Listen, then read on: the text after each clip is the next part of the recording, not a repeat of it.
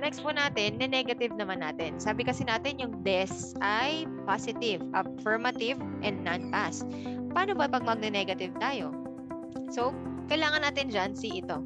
Ja arimasen. Okay? So, tatanggalin nyo na si des pag negative. Kasi nga positive yun eh. Affirmative siya. So, pag negative nyo na, ja arimasen na. Ibig sabihin yan, hindi. Okay? So, again, pag na-adjective, tinatanggal natin yung na. Soko wa shizuka ja arimasen. Okay? Sabi natin, ito ay hindi. Okay? Pag narinig nyo si ja arimasen, negative siya. So, hindi. So, hindi, ano itong shizuka? Quiet. So, hindi tahimik. Okay? So, doon ay hindi tahimik. It's not quiet there. Na-adjective po yun, ah. Ayan, o, na. Pero pag i-adjective, paano ba siya maging negative? Ito po. Yung i, tatanggalin natin. Ito. Diba? Gagawin natin siyang kunay.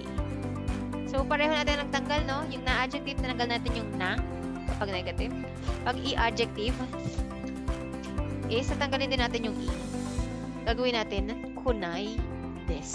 Ilagay natin ang des para tayo ay polite. Po, predicate din siya. So, ano ba ito? Konohon wa omoshiro kunai desu. Okay? So, yung omoshiroi ay interesting. Pero gawin natin negative. Hindi siya interesting. Ginawa natin kunai yung i adjective. Okay? So, it means this book is not interesting.